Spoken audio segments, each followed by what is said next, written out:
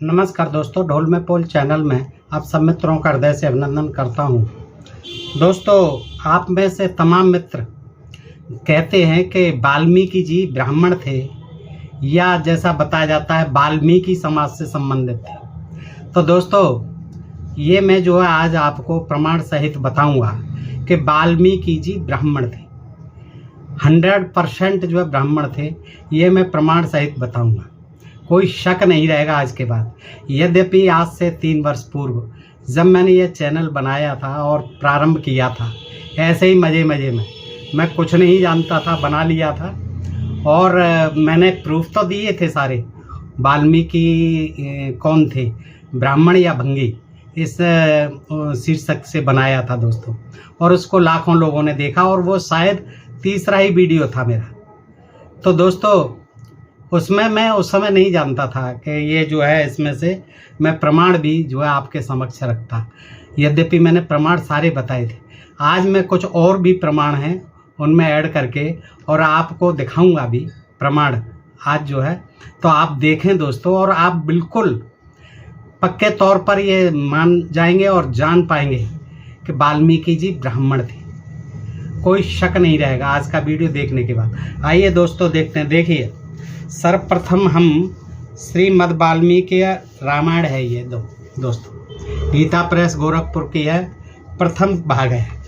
इसमें से जो है प्रथम जहाँ से शुरुआत होती है, ये इसमें जो है चौथाई पेज है, उस पर इनकी जीवनी दी हुई है, संक्षिप्त जीवनी वाल्मीकि जी की, क्योंकि वाल्मीकि जी ने ही ये वाल्मीकि रामायण लिखी। और ये आज जो है गीता प्रेस गोरखपुर द्वारा प्रकाशित, ये 2 खंडों में मिलती है। ये प्रथम भाग है, बालकांड से किष्किंधा कांड तक। इसमें पृष्ठ 4 पर दिया है कि महर्षि वाल्मीकि जी को कुछ लोग निम्न जाति का बतलाते हैं, पर वाल्मीकि रामायण 7/96/18, 5/93/16 तथा अध्यात्म रामायण 7/7/31 में इन्होंने स्वयं अपने को प्रचेता का पुत्र कहा है। तो देखिए दोस्तों, मैं ये आपके सामने रखूँगा कि प्रचेता का पुत्र क्यों कहाँ रखा है। ये यहाँ नहीं है, यहाँ तो उन्होंने संक्षिप्त जीवनी की जो शुरुआत की है उसी में बता दिया गया है, और उसके वो जो है पृष्ठ अध्याय और श्लोक भी बताए हैं। तो मैं वहाँ आपको ले चलता हूँ, और उससे पूर्व ये देख लीजिए कि मनुस्मृति में भी दिया हुआ है, प्रचेतसम वशिष्ठम च भृगुम नारदमेवं च। प्रचेता को वशिष्ठ, नारद, पुलस्त, कवि आदि का भाई लिखा है। अब वशिष्ठ को तो आप जानते ही हैं, प्रचेता को वरुण को कहते हैं प्रचेता। तो प्रचेता को वशिष्ठ, नारद, पुलस्त, कवि आदि का भाई लिखा है। स्कंद पुराण के वैशाख महात्म्य ने जन्मांतर का व्याध बतलाया, पहले जन्म का व्याध यानी बहेलिया बतलाया है। इससे सिद्ध है कि जन्मांतर में यानी पूर्व जन्म में वो व्याध थे, इस जन्म में नहीं, पूर्व जन्म में वो व्याध थे यानी बहेलिया थे, पशु पक्षियों को मारते थे, खाते थे। तो व्याध जन्म के पहले भी स्तंभ नाम के श्री वत्स गोत्रीय ब्राह्मण, और उस व्याध के जन्म से भी पहले वो कौन थे, श्री वत्स गोत्रीय ब्राह्मण थे। और उसके बाद में भी, बहेलिया के बाद में भी जो जन्म मिला, ये जो है उसमें ब्राह्मण ही थे। रामायण है 2 भाग और सुंदरकांड से उत्तरकांड तक है दोस्तों।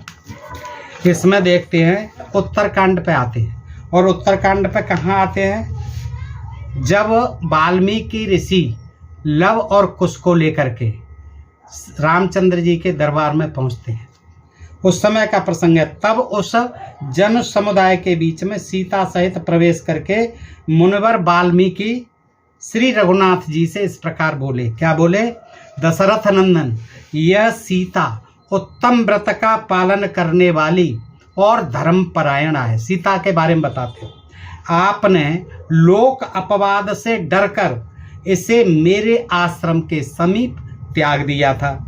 महान व्रतधारी श्री राम लोक अपवाद से डरे हुए आपको सीता अपनी शुद्धता का आज विश्वास दिलाएगी।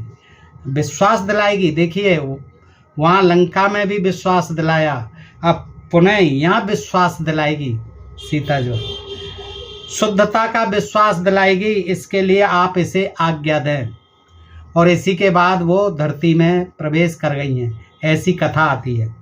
ये दोनों कुमारी, यहाँ वाल्मीकि जी कहते हैं आगे कि ये दोनों राजकुमार कुश और लव जानकी के गर्भ से जुड़वे पैदा हुए हैं। ये आपके ही पुत्र हैं और आपके ही समान दुर्धर्ष वीर हैं। यह मैं आपको सच्ची बात बता रहा हूँ। आगे कहते हैं रघुकुल नंदन, मैं प्रचेता वरुण का, यानी वरुण को भी प्रचेता का 10वां पुत्र हूँ। और ये प्रचेता कौन थे? ये ब्रह्मा के पुत्र थे। तो ये कौन हुए? ब्रह्मा के पौत्र। तो रघुकुल नंदन, मैं प्रचेता वरुण का 10वां पुत्र हूँ।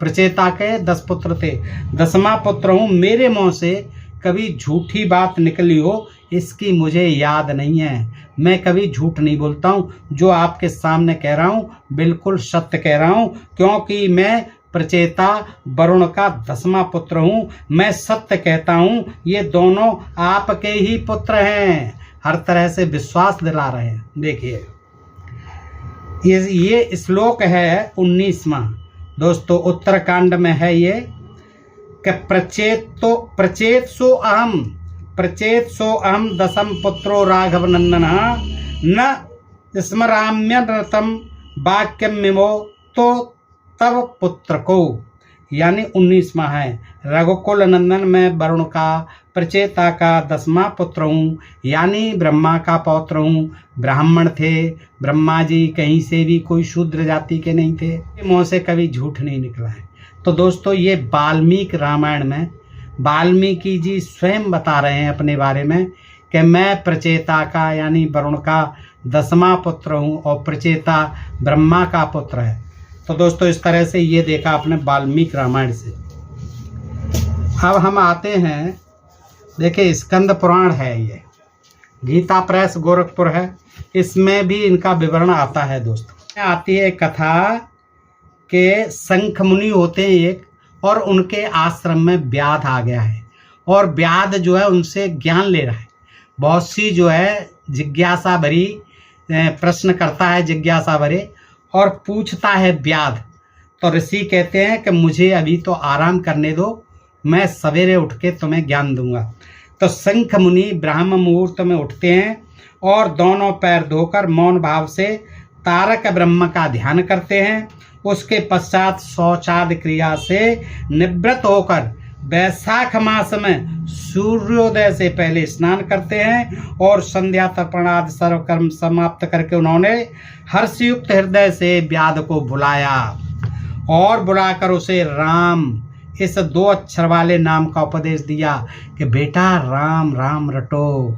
ये व्याध को बह लिया था, शिकारी था, जंगल में शिकार करते करते यहाँ आ गया था शंख मुनि के आश्रम में। तो वो उपदेश दे रहे हैं कि जो वेद से भी अधिक शुभ कारक है राम का नाम।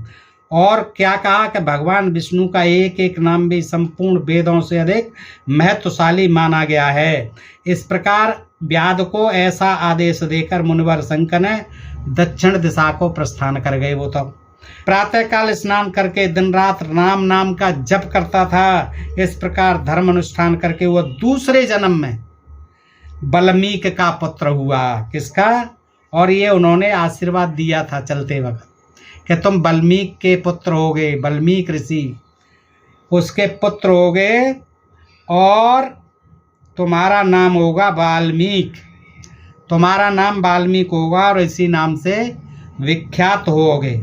उस समय वह महायशस्वी वाल्मीकि के नाम से विख्यात हुआ। उसी वाल्मीकि ने अपनी मनोहर प्रबंध रचना द्वारा यानी रामायण लिख करके राम कथा को प्रकाशित किया, जो समस्त कर्म बंधनों का उच्छेद करने वाली है। इस तरह से एक व्याध भी परम दुर्लभ ऋषि भाव को प्राप्त हो गया। ये व्याध का दिया है, बहेलिया का, किसी और जाति का नहीं। बहेलिया आज भी एक अलग से जाति होती है। और देखिए किस तरह से वाल्मीकि ऋषि बने वो अगले जन्म में, इस जन्म में नहीं। ये स्कंद पुराण से हो गई दोस्तों। अब देखिए ये उत्तर रामचरित है। उत्तर रामचरित है, ये भभूति की लिखी हुई है, ये संस्कृत हिंदी में है दोस्तों। इसमें भी एक छोटी सी जानकारी है, आइए सुनते हैं। देखिएगा, ये प्रसंग है वहाँ का ही जब लव कुश पैदा हो चुके हैं और देवियाँ हैं दोनों, पृथ्वी और गंगा, ये सीता के पास बैठी हुई हैं, वार्तालाप करने के लिए आई हुई हैं।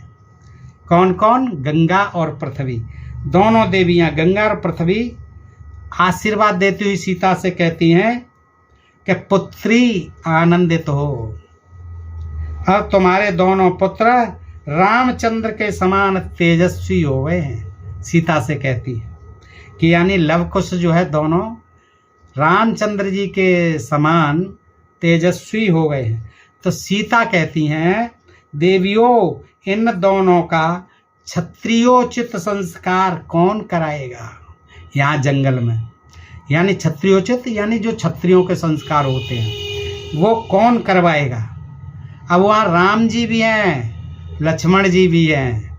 तो राम क्या कहते हैं सुन के, खेद है यह वशिष्ठ ऋषि से रक्षित रघुकुलोत्पन्न राजाओं के कुल की आनंददायिनी वधु सीता भी अपने पुत्रों के संस्कार कराने वाले को नहीं पा रही है, नहीं जानती है।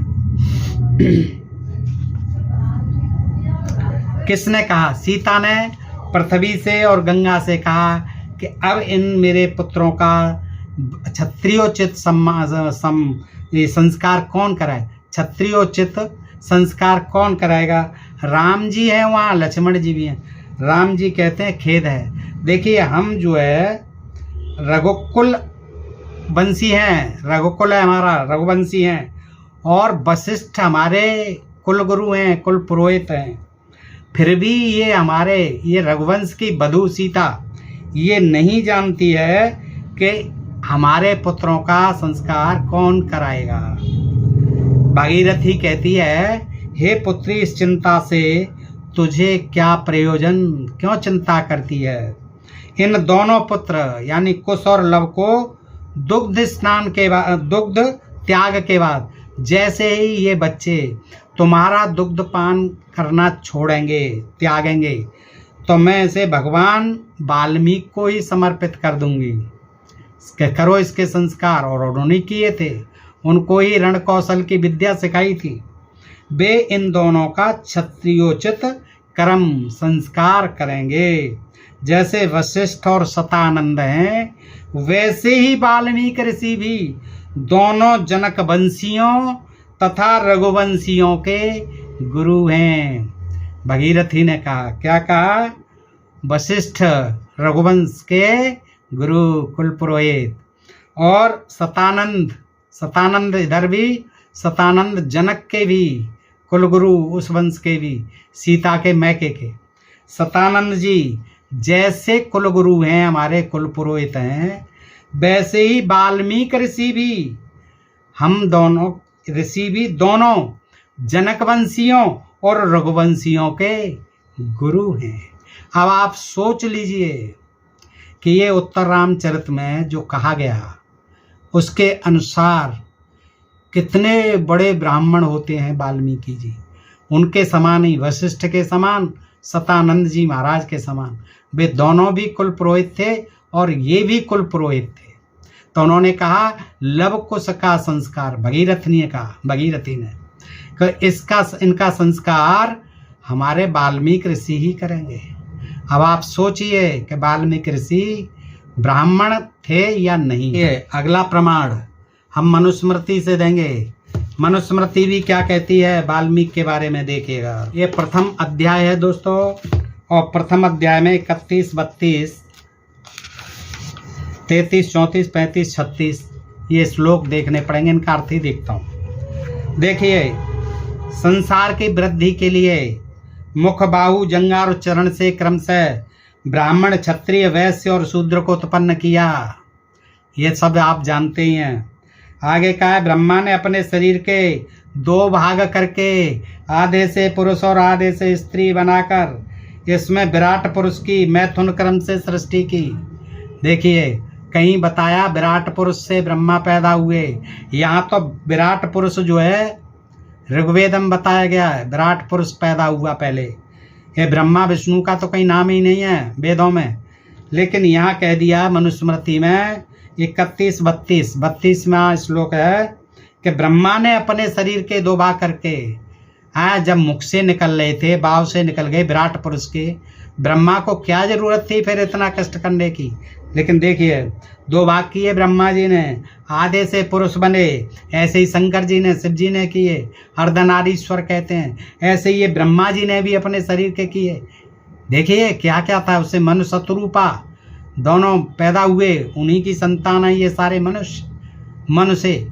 और मनु शत्रुपा बहन भी हुई, पत्नी भी हुए, देखिएगा। और शत्रुपा यही ब्रह्मा की भी पत्नी है और बेटे की भी पत्नी है, और अपने ही शरीर से पैदा हुई दोनों, मनु और शत्रुपा। तो उससे इसमें कह रहे हैं मनु शत्रुपा नहीं, विराट पुरुष की मैथुन कर्म से सृष्टि की। अब बताइए मैथुन किससे किया? अपने शरीर से ही 2 अंग हो रहे हैं, उससे मैथुन किससे किया? यानी अपने शरीर से ही मैथुन किया। और उससे क्या हुआ? उस विराट पुरुष को निकाला, जो ऋग्वेद में कहते हैं कि विराट पुरुष पैदा हुआ, और उससे जो है मुख से ब्राह्मण, भुजाओं से क्षत्रिय, और जंघाओं से वैश्य, और चरणों से, उसके पैरों से शूद्र पैदा हुए। लेकिन यहाँ ब्रह्मा जी से दिखा दिया गया है कि मैथुन कर्म करके ब्रह्मा जी ने 2 खंड करके अपने शरीर के तब विराट पुरुष को पैदा किया। आगे चलते हैं। हे द्विजश्रेष्ठ, उस विराट पुरुष ने स्वयं तपस्या करके इस संपूर्ण संसार को बनाने वाला उत्पन्न किया। देखिए कमाल है, विराट पुरुष को खुद पैदा किया मैथुन कर्म करके। और अब वो ब्रह्मा जी इस श्लोक में 33 में कह रहे हैं कि हे द्विजश्रेष्ठ, उस विराट पुरुष ने स्वयं तपस्या करके इस संपूर्ण संसार को जो बनाने वाला है उत्पन्न किया हुआ मैं ही हूँ, उसने मुझे उत्पन्न किया। देखिए क्या कन्फ्यूजन फैलाने वाली बात है, भ्रम फैलाने वाली बात है, आप सोचिए दोस्त। और ये मनुस्मृति में आगे का 34, मैंने सृष्टि की इच्छा से अत्यंत कठिन तपस्या करके प्रजाओं के पति 10 महर्षि को उत्पन्न किया। आप देखिए ब्रह्मा जी कह रहे हैं, ब्रह्मा जी क्या कह रहे हैं? मैंने सृष्टि की इच्छा से बड़ी कठिन तपस्या करी और फिर प्रजाओं के पति यानी 10 प्रजापतियों को पैदा किया। वो कौन से हैं 10 प्रजापति जो ब्रह्मा जी ने बड़ी कठिन तपस्या करके पैदा किए? वो हैं मरीचि, अत्रे, अंगरा, पुलस्त, पुलह, क्रतु, प्रचेता, वाल्मीकि के पिताजी, और वशिष्ठ, भृगु और नारद। ये 10 महर्षियों के नाम हैं। ये पूर्वोक्त अत्यंत तेजस्वी ऋषियों ने अन्य 7 मनुओं को, फिर इनसे अन्य मनु हुए 7 देवताओं को और उनके रहने के स्थान और महातेजस्वी ऋषियों को बनाया, वाल्मीकि जैसे ऋषियों को बनाया। इसलिए क्या है, ये जो दिए हैं प्रचेता 10 पुत्रों में से जो ब्रह्मा जी ने बड़ी तपस्या करके बनाए, उनका पुत्र हैं ये वाल्मीकि जी। दोस्तों ये मनुस्मृति से प्रमाण हो गया। अब देखिए ये रामचरितमानस है, गोस्वामी तुलसीदास करता है, गीता प्रेस ये जो है बम्बई टाइप में छपी हुई है, रूपेश प्रकाशन है ये, इसमें भी है और उसमें भी है। गीता प्रेस गोरखपुर की ये भी है, उसमें भी यही कथा है। वन में जा रहे हैं राम जी, सीता जी, लक्ष्मण जी, तो वाल्मीकि मुनि के आश्रम पर आ जाते हैं कि ऐसे पवित्र और सुंदर आश्रम को देखकर कमल नयन श्री रामचंद्र जी प्रसन्न हो जाते हैं। और इतने में मुनिश्रेष्ठ वाल्मीकि जी प्रभु का आगमन सुनकर स्वागतार्थ आगे लेने आए। ये अयोध्या कांड है दोस्तों, इससे मैं आपको बता रहा हूँ। वाल्मीकि ऋषि के आश्रम पर पहुँच गए, मुनि को देख करके श्री रामचंद्र जी ने दंडवत किया, वाल्मीकि जी ने आशीर्वाद दिया। श्री राम जी की शोभा को देखकर मुनि के नेत्र तृप्त हो गए और वे उन्हें सम्मान पूर्वक अपने आश्रम ले आए। अब देखिए ये ब्राह्मण थे, राम जी भी जानते थे, तभी उन्होंने जाकर के उनके चरण वंदना की।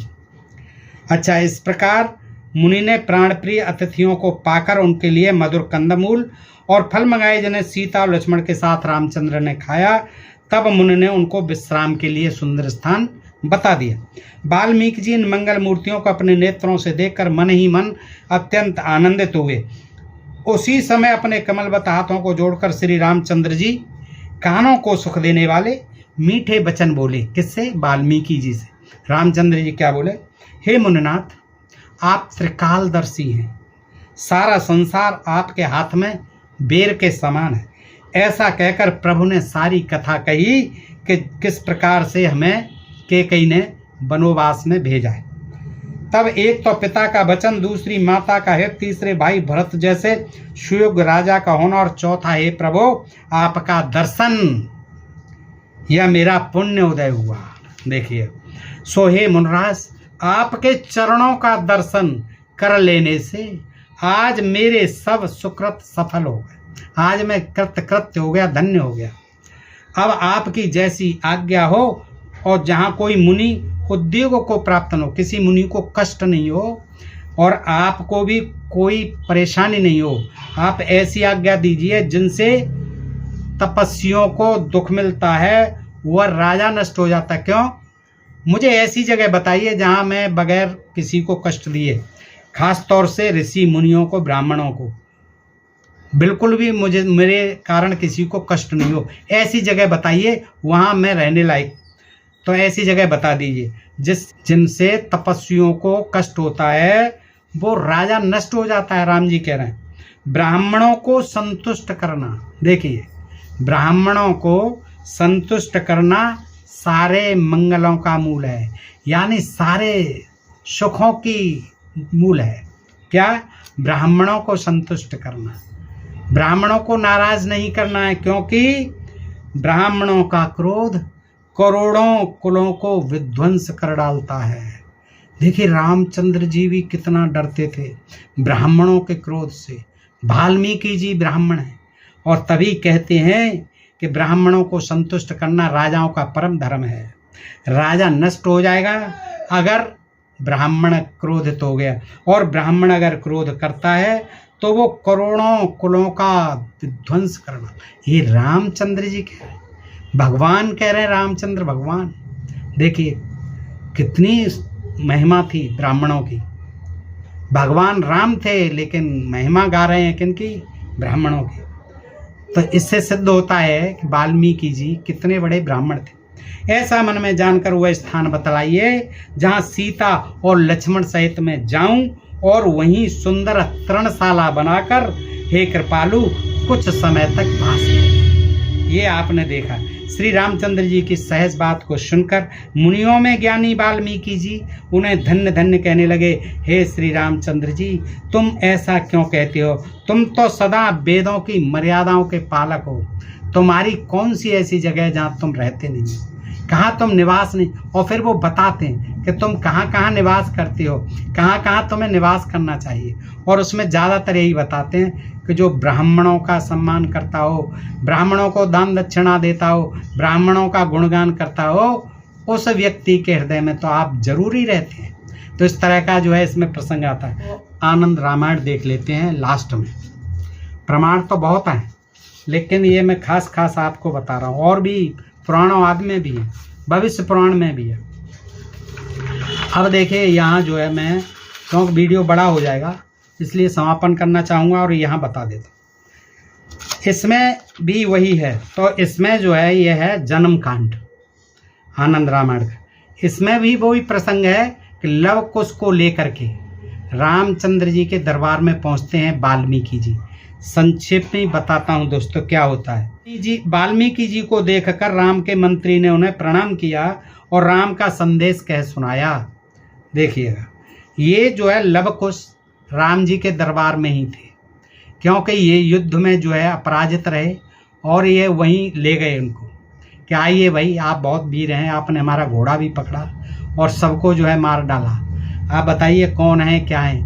तो वो वहाँ उनसे पूछते हैं। तब उन्होंने बताया है कि मेरी माता सीता जो वहाँ रहती हैं वाल्मीकि ऋषि के आश्रम में। तो वो जो है उनको लव और कुश को मंत्री रथ में बिठाल करके वाल्मीकि ऋषि के आश्रम में पहुँचते हैं और वो मंत्री जी सारी बातें बताते हैं। तब वाल्मीकि जी को देखकर राम के मंत्री ने उन्हें प्रणाम किया और राम का संदेश कह सुनाया कि महाराज चलिए, आपको याद किया है, राम जी ने।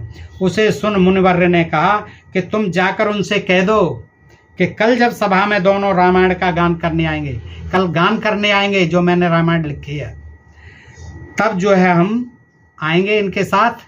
अब आप जाइए और तब हम सारा वृतांत आपको वहाँ बताएंगे। यह सुनकर मंत्री वहाँ से लौट पड़ा और जो कुछ मुनि ने कहा था वह राम को बतला दिया। उधर वाल्मीकि ने लव और कुश को अपने पास बुलाकर हृदय से लगा लिया। अनेक प्रकार की कथाएं कहते हुए रात्र व्यतीत की। अब जो है वो रामचंद्र के दरबार में इस तरह से पहुंचते हैं दोस्तों वाल्मीकि जी। तो देख गई हैं वाल्मीकि के साथ और लव कुश भी हैं। उस समय सीता और वाल्मीकि को देखकर यही ज्ञात होता था कि मानो विष्णु के पीछे लक्ष्मी आ रही हैं। सीता को देखते ही लोग जय जयकार करने लगे। सभा में पहुंचकर मुनपुंगव वाल्मीकि जी रामचंद्र से इस प्रकार बोले, हे राम, यह वही सीता है जिसे कुछ दिन पूर्व आपने लोक अपवाद के भय से मेरे आश्रम पर छोड़ दिया था। आज वही सीता आपके समक्ष शपथ खाने को तैयार है। इसके लिए आप आज्ञा करें। एक बार फिर अग्नि परीक्षा होगी इसकी। आप आज्ञा करें। सीता के इन दोनों पुत्रों में कुश आपका है। सीता के इन दोनों पुत्रों में, दोस्तों ये जन्म कांड में ही है, आनंद रामायण। सीता के इन दोनों पुत्रों में कुश पुत्र आपका और लव अर्थात जल की बूंदों से निर्मित हुआ ये मेरा पुत्र है। वाल्मीकि जी क्या कहते हैं कि ये लव जो है ये पानी की बूंदों से, जल की बूंदों से बनाया हुआ मेरा पुत्र है। किस तरह से देखिए आनंद रामायण में कहा है ये भी वाल्मीकि जी की लिखी हुई है। इसे मैंने सहसा सीता के भय से बनाया था। भय लग आया था मुझे सीता का, इसलिए मैंने बनाया जल की बूंदों से। कहीं कह देते हैं कुश घास से बना दिया। कुश को, उसका नाम कुश था, कुश को बनाया था। ऐसा हुआ कि दोनों खेल रहे थे। सीता जो है चली गई थी कहीं जंगल में, एक को कोई उठा ले गया, पता नहीं क्या हुआ, और उन्होंने जो है सीता के भय से दूसरा बना दिया जल की बूंदों से। ये दोनों ही बेटे असाधारण वीर हैं। अब देखिए उन्होंने एक की कह दिया कि राम ये कुश जो है आपका है और लव कुछ जल की बूंदों से निर्मित हुआ मेरा पुत्र है। इसे मैंने सहसा सीता के भय से बनाया था। ये दोनों ही बेटे असाधारण वीर हैं। कोई भी योद्धा इनके समक्ष नहीं टिक सकता, और ये आप देख चुके हैं इस युद्ध में, अश्वमेध यज्ञ में। मैं ब्रह्मा का 10वां पुत्र हूँ। देखिए ये ध्यान देने की, मैं ब्रह्मा का 10वां पुत्र हूँ। कौन सा? 10वां पुत्र हूँ। ये ब्रह्मा का, प्रचेता का नहीं। वहाँ प्रचेता का 10वां पुत्र, लेकिन यहाँ तो खुद ब्रह्मा के ही ये कहते हैं कि मैं ब्रह्मा का 10वां पुत्र हूँ, प्रचेता का नहीं। मैंने आज तक कभी मिथ्या नहीं किया। इस तरह भी मान लें तो भी ये ब्राह्मण ही हुए, क्योंकि ब्रह्मा जी ब्राह्मण है। मैंने आज तक कोई मिथ्या बात नहीं कही है और घोर तपस्या की है अनेक वर्षों तक। यह सीता किसी भी प्रकार पापणी नहीं है, पापाचारिणी नहीं है, और अगर ऐसी जान पड़ती होती तो मैं इसके हाथ के फल नहीं खाता, कभी फल तक नहीं ग्रहण करता। ये बात जो है दोस्तों वाल्मीकि ने आनंद रामायण में स्पष्ट कर दी है कि वो जो है ब्रह्मा के 10वें पुत्र थे, और कहीं जो है प्रचेता के 10वें पुत्र थे, यानी ब्रह्मा जी के पौत्र थे। तो ये कहीं से न व्याध हैं, बहेलिया नहीं है, कुछ नहीं है। ज्ञानी थे, विद्वान थे, ब्राह्मण थे, ब्रह्मा के पुत्र थे, पौत्र थे, प्रचेता के पुत्र थे। चीख चीख कर कह रहे हैं। फिर इसमें भी लोग शक करें कि नहीं नहीं नहीं नहीं, ब्राह्मण वो शूद्र थे, बहेलिया थे, व्याध थे, और पता नहीं कौन कौन जाति के थे। तो दोस्तों ये आप बताइए कि इन जानकारियों से आप संतुष्ट हैं कि नहीं। ये जानकारी जो है बिल्कुल प्रमाणित कर देती हैं कि ब्राह्मण थे वाल्मीकि जी, ब्राह्मण थे, ब्राह्मण थे वाल्मीकि जी, ब्राह्मण थे, वाल्मीकि जी ब्राह्मण थे, हर हालत में ब्राह्मण थे। दोस्तों अब कोई शक नहीं रहना चाहिए। तो बताइए जानकारी आपको कैसी लगी। अच्छी लगी हो तो मित्रों में भी शेयर करें दोस्तों, लाइक और कमेंट करें। और दोस्तों बहुत बहुत साधुवाद उन मित्रों को देता हूँ जो कि सुपर थैंक्स के माध्यम से मुझे अपना आशीर्वाद देते हैं, अपना प्यार भेजते हैं। दोस्तों, ये छोटी सी राशि मेरे लिए बहुत बड़ी राशि है। सहयोग देना अच्छी बात है दोस्तों। यद्यपि मैं आपसे कभी ऐसी गुस्ताखी नहीं करता, क्योंकि हो सकता है आपकी भी अपनी कोई मजबूरियां हैं। लेकिन दोस्तों, आप खुशी से अगर कुछ देते हैं तो मुझे ये सहयोग राशि बहुत काम करेगी कि मैं ऐसे ही किताबें खरीदने का बहुत शौकीन हूँ, पढ़ता रहता हूँ। मैं खरीदता रहूँगा और ये खरीद रहा हूँ। जो कुछ भी मुझे यूट्यूब से मिलता है मैं बराबर खरीदता हूँ, और मैं अपना ये किसी काम में नहीं लगाता ये पैसे। या तो फिर कहीं कोई किसी को जहाँ ज़रूरत है मैं वहाँ कुछ सेवा कर देता हूँ, कुछ सहयोग दे देता हूँ, और दोस्तों या फिर ये कर देता हूँ। और बाकी मेरे को कोई शौक़ नहीं है और किताबों के पढ़ने का अलावा। तो दोस्तों, आपका बहुत बहुत आभार। और आप चाहें खुशी से तो मुझे सुपर थैंक के माध्यम से आप दे सकते हैं। मैं आपका नाम भी बताया करूँगा दोस्तों। अभी जो मित्रों ने दिया, मुझे इस समय एक ध्यान नहीं आ रहा है, श्याम कुमार हरदा जी हैं, उन्होंने भी सुपर थैंक के माध्यम से भेजे थे मुझे पैसे। तो दोस्तों, आपके नाम भी बताया करूँगा। आपका बहुत बहुत आभार। नमस्ते। फिर मिलते हैं दोस्तों अगले वीडियो में। तब तक आप सबका आभार। नमस्कार। जय हिंद, जय भारत दोस्तों।